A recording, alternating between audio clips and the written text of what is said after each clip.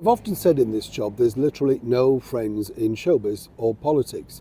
When you look at this particular tweet, just posted 12 hours before the a resignation of this government minister, you would have thought, of course, that Tracy Brabin, the mayor of West Yorkshire, well, she would have rushed out and gave some support. Oh, no, no, no. Suddenly you become the enemy. People are worried about being associated with you, that sort of thing. And this is a situation now that's really engulfing the current British government over here in the United Kingdom, headed by Sir Keir Starmer. Let me explain.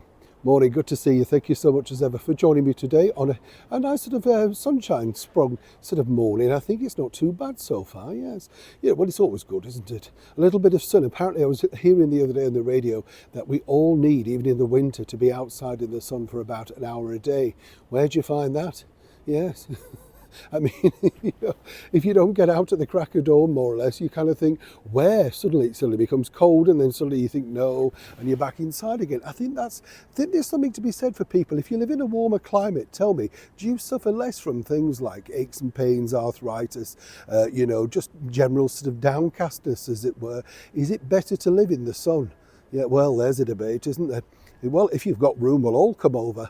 Yes, all 360,000 plus of us if you've got room.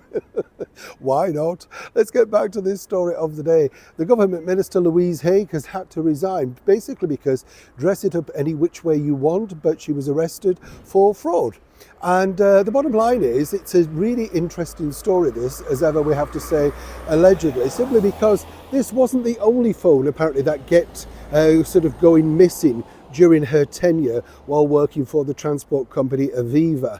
And it's fascinating to think, isn't it, that this apparently was a one-off incident. That's not what's necessarily being put out there by certain colleagues. And this is the problem, you see.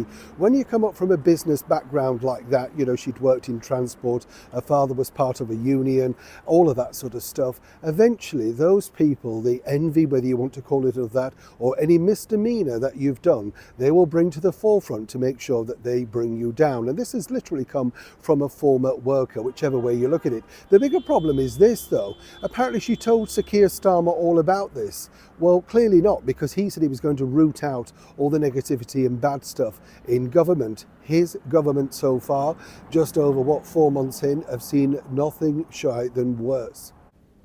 Now, apparently, of course, Louise Haigh basically said, well, she told the Prime Minister everything, but had she?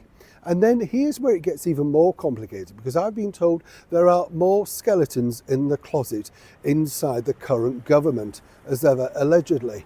Now, how he's going to deal with this remains to be seen, but it doesn't look good. And this is the problem that you have.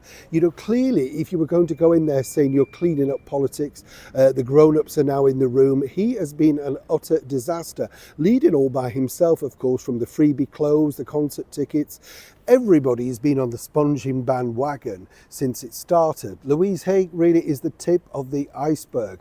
But what's fascinating to think now is that literally as this unravels, she's going to be ready to spill the beans on all of her colleagues that she feels have also contributed to her downfall. Mine is, how long will they last? And more importantly, has he done a thorough check on those particular individuals?